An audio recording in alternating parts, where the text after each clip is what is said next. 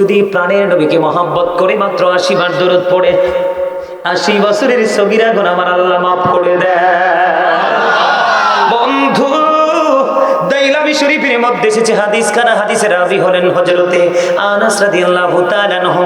আপনার আমার প্রাণের নবী জানিয়ে দিয়েছে, কেউ যদি রাসূলকে ভালোবেসে প্রতিদিন মাত্র ১০০০ বার দরুদ পড়তে পারো, জান্নাত না দেখা পর্যন্ত মরণ হবে না। প্রেম করলে লাভ না লস? আর ধরে কোন যারা এত মর্যাদার অধিকারী হয়েছে তারা প্রেম করে হয়েছে না দুশ্মনী করে?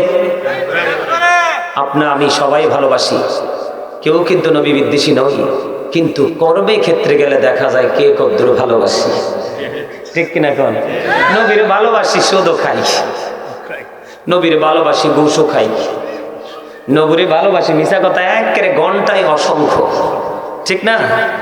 নবীরে ভালোবাসি, আরেকজনের জায়গা লাইল ঠেলে দখলও করি, এগুলোর নাম ভালোবাসা না।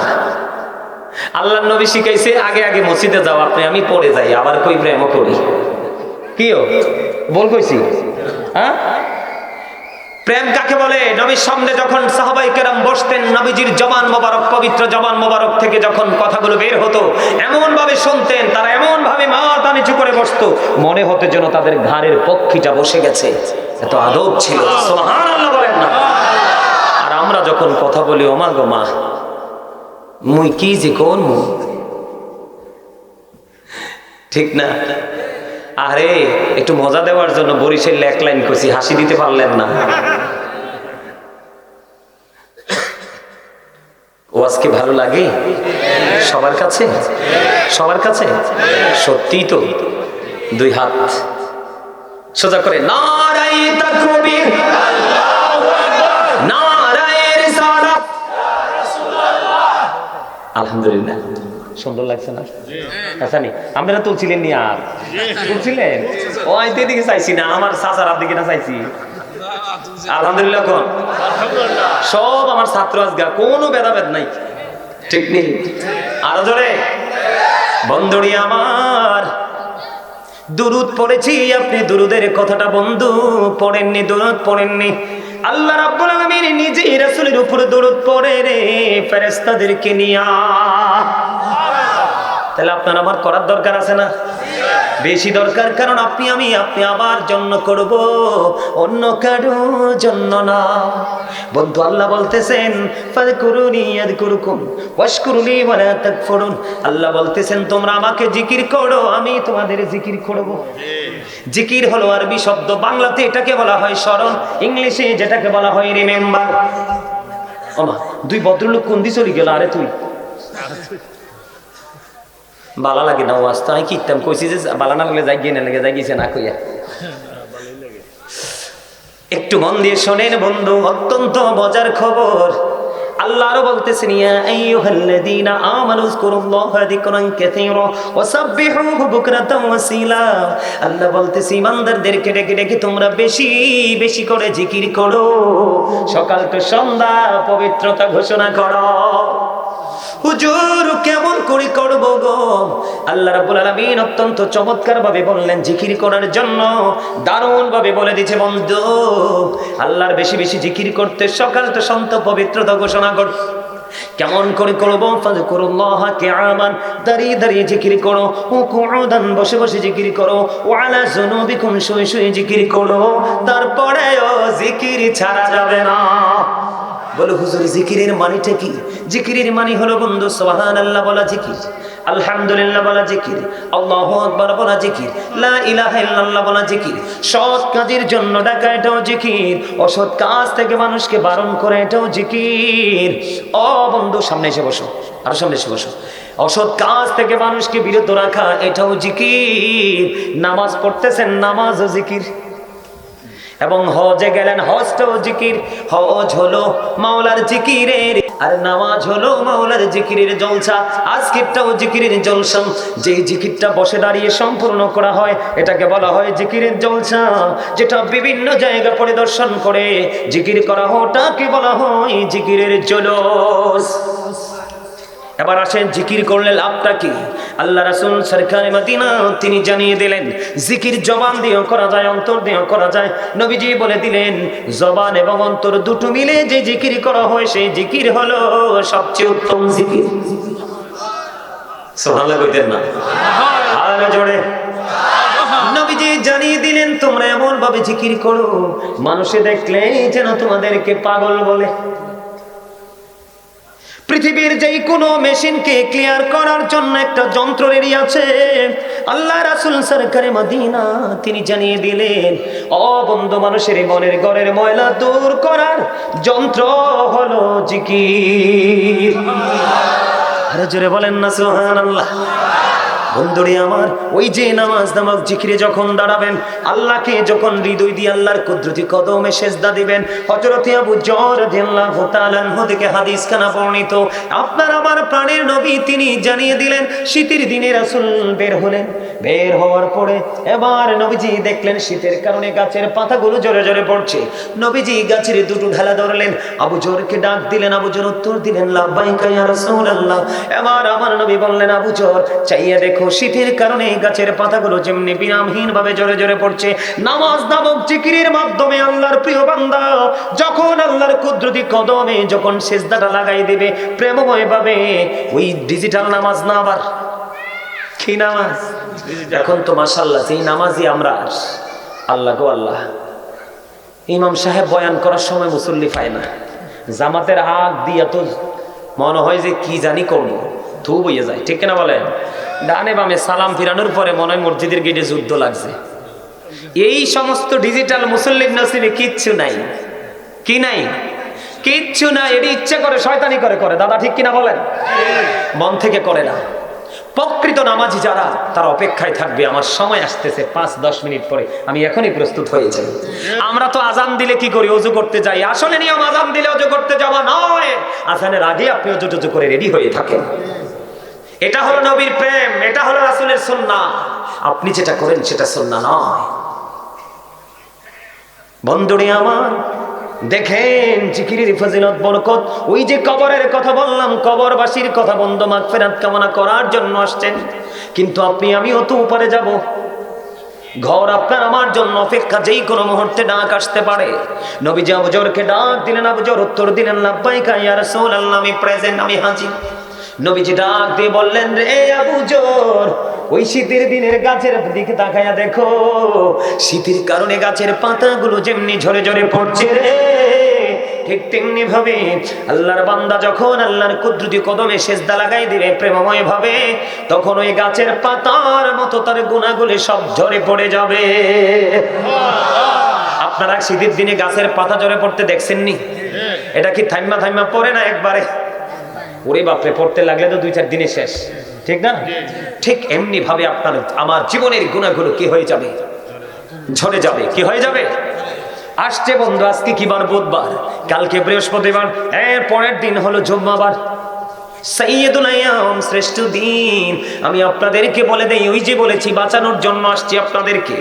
আল্লাহ রাসূল বলেছেন জুমার দিনে যেই ব্যক্তি সবার আগে মসজিদে যায় আর সবার পরে যিনি মসজিদ থেকে বের হয়, বাড়ি থেকে বের হইতে হওয়ার পরে মসজিদ থেকে বের হয়ে বাড়ি যাইতে যতগুলো কদম লাগে, প্রত্যেকটা কদমের বিনিময়ে 1 বছরের নফল ইবাদতের সওয়াব দেওয়া হয়। যিনি সবার আগে যাবে এবং সবার পরে বের হয়ে আসবে, একটা কদম দিয়েছেন 1 বছরের নফল ইবাদতের সওয়াব, 2টি কদম দিয়েছেন 2 বছরের নফল ইবাদতের সওয়াব। কিন্তু বন্ধু পরে যিনি যাবেন, দেখেন অত্যন্ত ভয়ঙ্কর এক খবর। দেরি করে যিনি যাবেন, ইচ্ছে করে পরে যিনি যাবেন, ইমাম সাহেব খুতবা নিয়ে দাঁড়িয়ে গেলেন, ঠিক আপনি ওই সময়ে উমরি খেয়ে পড়লেন মসজিদের দিকে নামাজ পড়ার জন্য।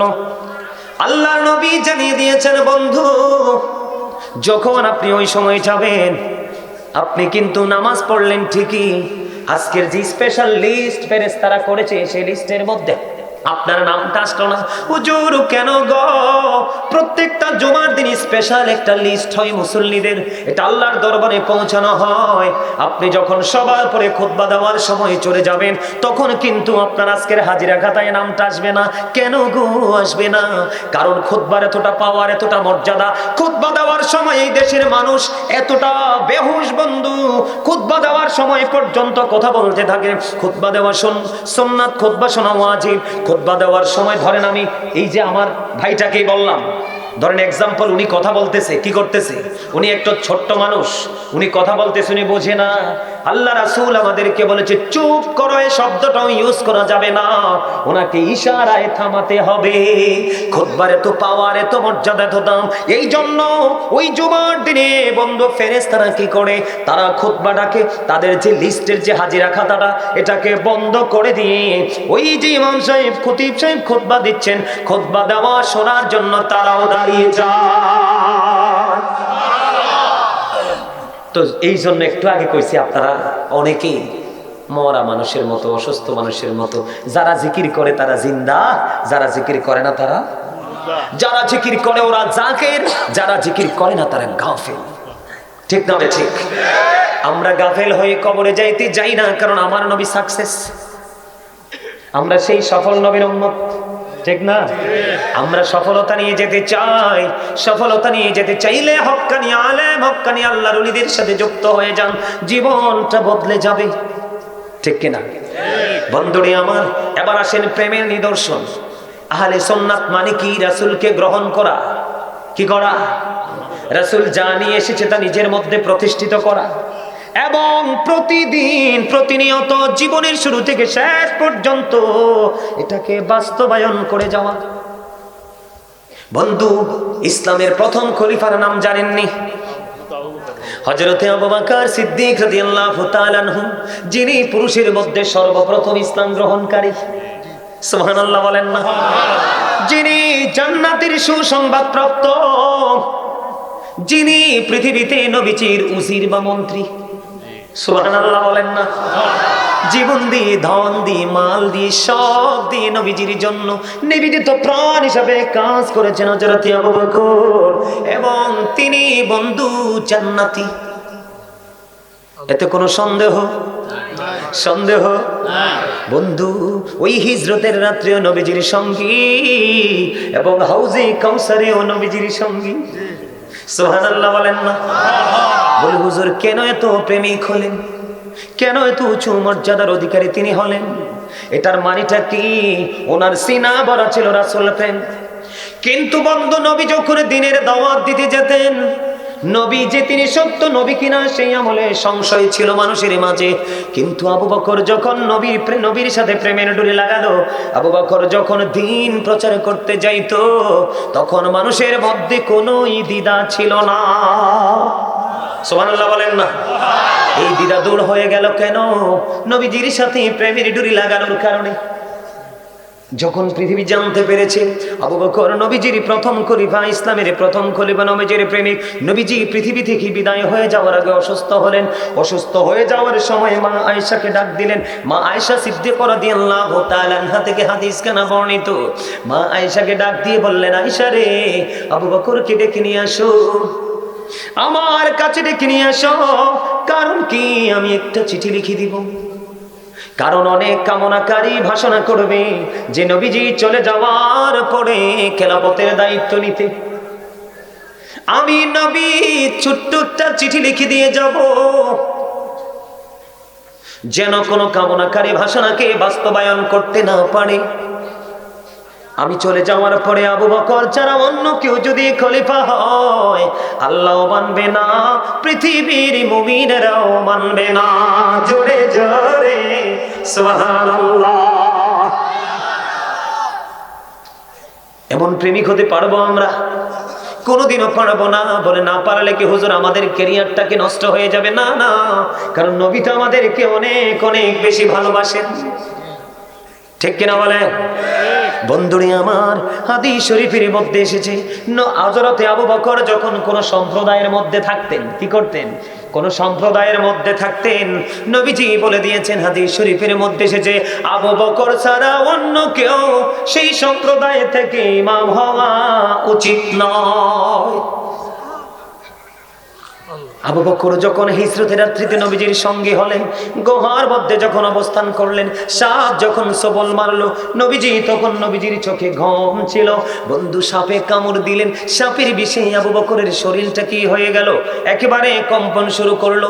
নবীজির ঘুম ভেঙে গেল, নবীজির থুতু মোবারক দিলেন, সাপের বিষটা ধ্বংস হয়ে গেল।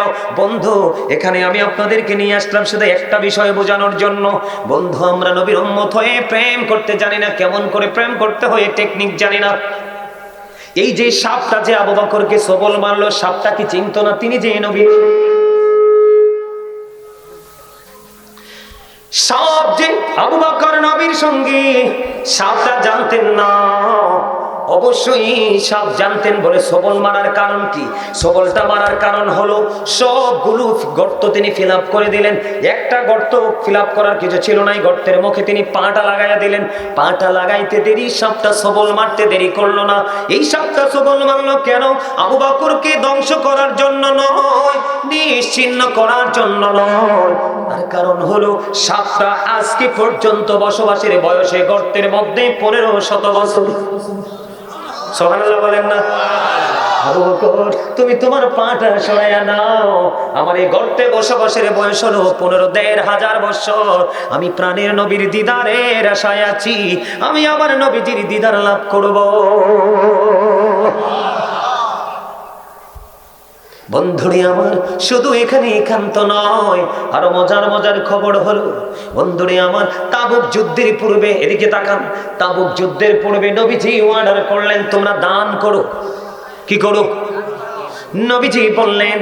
এবার হযরতে ওমর মনে মনে চিন্তা করলেন, ওমরের জীবনের আমল এত বেশি করেছেন যেটা হিসাব করলে আকাশের তারার চাইতেও বেশি হবে। কিন্তু এত আমল করার পরেও আবু বকরের প্রেমকে ওভারটেক করতে পারেনি। হযরত ওমর রাদিয়াল্লাহু তাআলা আনহু মনে মনে চিন্তা করলেন, তিনি মনে মনে চিন্তা করলেন কি করব? আমার জীবনেতে কোনোদিন আমি আবু বকরকে হারাতে পারিনি। হযরতে আবু বকর সিদ্দিক রাদিয়াল্লাহু তাআলা আনহুকে আমি ওভারটেক করতে পারিনি। আজকে আমার কাছে সুযোগ আছে, রাসূল বলেছেন দান করার জন্য। তারা তাদের দান করার জন্য প্রস্তুত। এবার যখন রাসূলের দরবারে গেলেন, যাওয়ার পরে হযরতে ওমরকে প্রশ্ন করলেন, ওমর তুমি কতটুকু এনেছো? হযরতে ওমর ডাক দিয়ে বললেন, আমার কাছে যা আছে তা থেকে অর্ধাংশ নিয়ে এসেছি।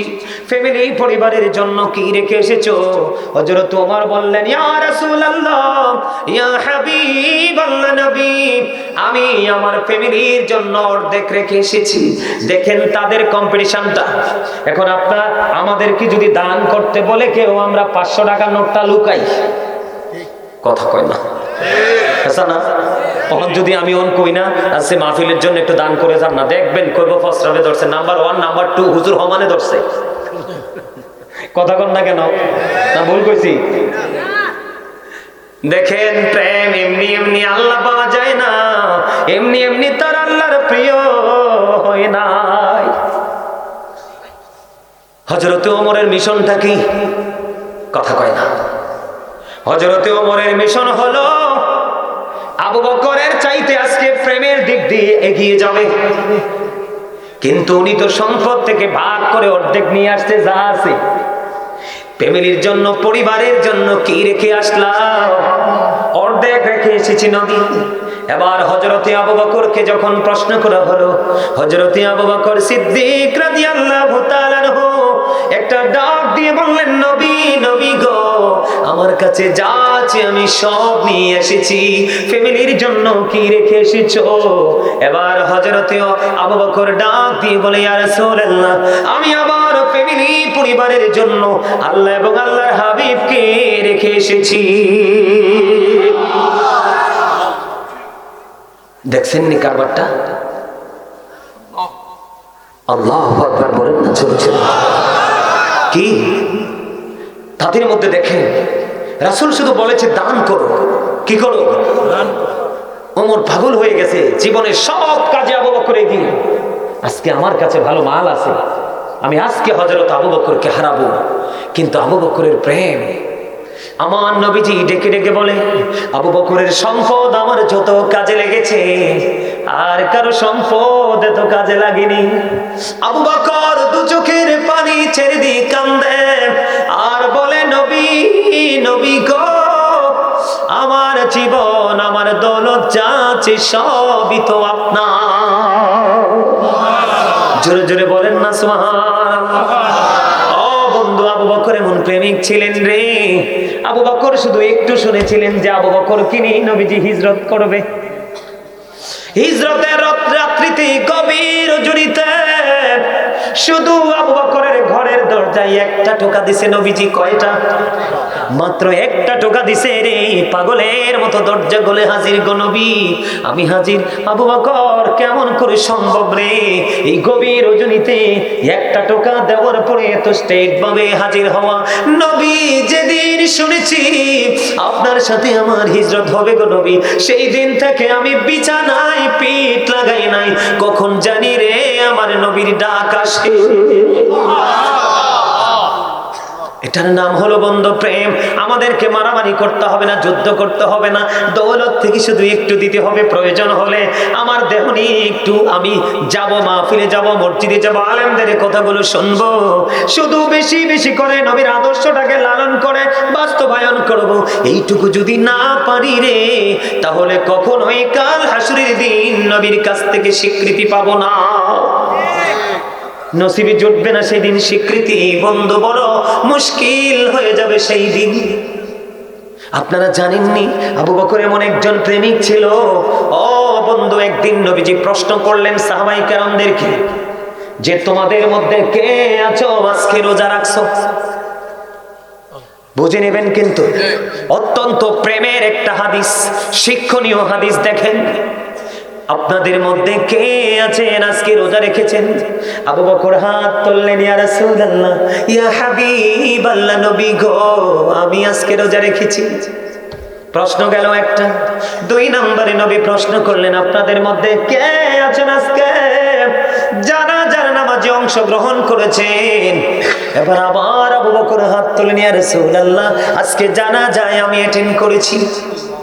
আল্লাহু আকবার বলেন না। তৃতীয়বার প্রশ্ন করলেন, কে রে আজকে মিসকিনকে খাবার খাওয়াইছো? আবার তৃতীয়বার আবু বকর সিদ্দিক রাদিয়াল্লাহু তাআলা আনহু হাত তুললেন, ইয়া রাসূলুল্লাহ, ইয়া হাবিবাল্লাহ, নবী, নবী গো, আমি আজকে মিসকিনকে খাওয়াইছি। আমার নবীজি হাদিসে এসেছে চারটা প্রশ্ন করেছেন। চতুর্থ প্রশ্ন হলো, কে রে আজকে অসুস্থ রোগীর সেবা করছো? আবার আবু বকর হাত তুললেন, ইয়া রাসূলুল্লাহ, ইয়া হাবিবাল্লাহ, নবী গো, আমি অসুস্থ রোগীর সেবা করেছি। আমার নবী একটা সেকেন্ড দেরি করলেন না।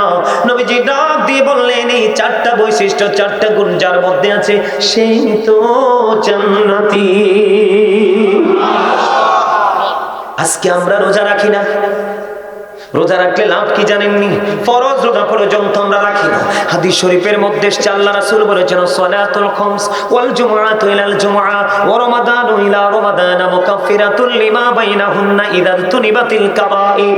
আল্লাহর নবী বলেছেন, 5 ওয়াক্ত নামাজ পড়লে গ্যাফের গুনাহ মাফ। সুবহানাল্লাহ। আপনারা বিরক্ত হয়ে গেছেন না? সময়টা বেশি হয়ে যাচ্ছে না? আরে কবরে গেলে বুঝবেন কত চোখের জল ফেলবে। জাহান্নাম হয়ে যাবে কবরটা। হাহাকার, চিৎকার। হাদিসে এসেছে জাহান্নামীরা চিৎকার করতে করতে হাহাকার শুরু হয়ে যাবে। 40 বছর পরে শুধু জাহান্নামের পাহারাদার মালিক ফেরেশতাটা ধমক দিয়ে বলবে, চুপ থাকো। কর্ম যখন করেছিল তখন কি হিসাব ছিল না? হুজুররা কইছে, আরে তো হুজুর আরে মারতে আইছো। ঠিক কি বলেন? বর্তমানে মসজিদের মিম্বর পর্যন্ত অনিরাপদ। দাদা কথা কন না কি লেগে? ঠিক নেই? আমাদের শহরে আজ থেকে বেশি দিন হয়নি, শুধু খতিব সাহেব সোজের কথা কইছে না, সভাপতি এত বড় ক্যারেক্টারলেস। আমি যদি হইতাম সাথে সাথে তাকে মিম্বরে পাঠাতাম, আজকে তোর হাদিয়া 50,000, তুই আজকে শুধু খুতবা দিবি। কথা বলেন না কেন? আজকের জামাত তুই পড়াবি। বেয়াদব কোথাকার, সুদ কি হালাল? আল্লাহ রাসূল বলেছেন, যেই ব্যক্তি সুদের মাধ্যমে 1টি টাকা উপার্জন করলো সে যেন তার মার সাথে 36 বার জিনা করলো। আমরা মোল্লারারও কিছু দোষ আছে, একজন ইমাম সাহেব যদি সুদ করে খানা বন্ধ করে আর দুই পাশে খাড়ায়, তো আমারে দাওয়াত খাওয়ান, আমি দোয়া করি। আমরা মোল্লারা তো এক জায়গায় আসতে পারি না। আমরা মোল্লারা যদি এক জায়গায় আসতে পারতাম, সুদ নি লাশ দেখতেন এই দেশে কত যে মাটির উপর থাকতো। কথা বলেন না কেন? আল্লাহ রাসূলকে একদিন এক জানাজায় ডাকা হলো। আল্লাহ রাসূলকে জানাজায় যখন ডাকা হলো, রাসূল বললেন সে কারো কাছে ঋণগ্রস্ত আছে কিনা। তখন উত্তর দিলেন, ইয়া রাসূলুল্লাহ, তার কাছে 2টি দিরহাম ঋণ আছে, সে পরিশোধ না করে মারা গেছে। নবীজি বললেন, আমি নবীও যদি তার জানাজা পড়াই তার কোনো ফায়দা হবে না, কারণ তার আত্মাটা এখনো 2 দিরহামের জন্য আরেকজনের কাছে বন্দী। নবীজি যখন এই উত্তর দিলেন, তখন সঙ্গে সঙ্গে হযরতে কাতাদা রাদিয়াল্লাহু তাআলা আনহু তার ঋণ পরিশোধের দায়িত্ব নিলেন। তারপরে নবীজি জানাজা পড়াছে। এই আদর্শকে লালন করার নাম হলো সুন্নিয়ত। আমরা ইমাম সাহেবরা এখন বড় লোক খুঁজি, কথা কন না কেন? আমরা ইমাম সাহেবরা এখন বড় লোক খুঁজি, রমজান মাসে গরিব মানুষ দাওয়াত দিলে যাই না। কারণ ডাইলের বড়া ভাজতে গেলে শেষ লাগাই দিব, কারণ তার গরিব ঘরে তো তেল নাই। ভোট বাজতে গেলে মশলা বেশি দিতে পারবে না, সেন্ট আসবে না, এই জন্য আমি তাদের ঘরে যাই না, বড় লোকের ঘরে যাই। কিন্তু সে যে অসভ্য তুমি তো জানো না। এই পৃথিবীর গবেষকরা, অ্যাস্ট্রোনমাররা বলেছে, the rich are not always happy, ধনীরা সব সময় সুখী হয় না। আর the rich are not always happy, ধনীরা সব সময় সুখী নয়। The poor are born to suffer, গরিবরা জন্মগ্রহণ করেছে দুঃখ ভোগের জন্য। এই বাংলাদেশের কিছু ক্যারেক্টারলেস বড় লোকের কারণে আজকে এই দেশের গরিবরা নির্যাতিত, লাঞ্ছিত, অপমানিত। ঠিক কিনা বলেন? এই পৃথিবীর আকাশ নিষ্ঠুর হয়ে গেছে, গরিব মানুষের কোথাও কোনো দাম নাই। কথা বলেন না কেন? আরো জোরে। আগের যুগের মানুষের তুলনায় এখনকার মানুষের হায়াত একেবারে কম। আগের যুগের মানুষের মুখের রুচির তুলনায় এখনকার মানুষের রুচি নাই বললেই চলে। কথা বলেন না কেন? আগের যুগের মানুষ যে রোগের খবর জানতোই না, কোনোদিন শুনেইনি, এই অজানা রোগ এসে আমাদেরকে ধরেছে। এগুলো কেন জানেন? কোরআন শরীফের সূরা ইউনূসের 44 নম্বর আয়াতে আল্লাহ বলতেছেন, ইন্নাল্লাহা লা ইয়াজলিমুন নাসা শাইয়্যান ওয়ালাকিন্নান নাসা আনফুসাহুম ইয়াজলিমুন। এই আল্লাহ ডেকে ডেকে বলে, আল্লাহ বান্দার উপর জুলুম করে না, বান্দা নিজের উপর জুলুম করে। কারণ আল্লাহ কয়, যারা জুলুম করে, আল্লাহ ওয়াজ করে, আমি না, আমারে ভালোবাসলে বাসেন, না বাসলে নাই।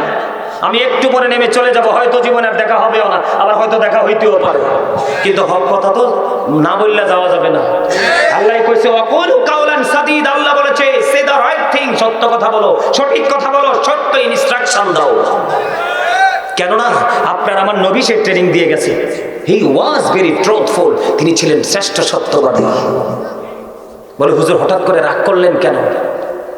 ইমাম সাহেবরা পর্যন্ত সঠিক কথা বলতে পারে না।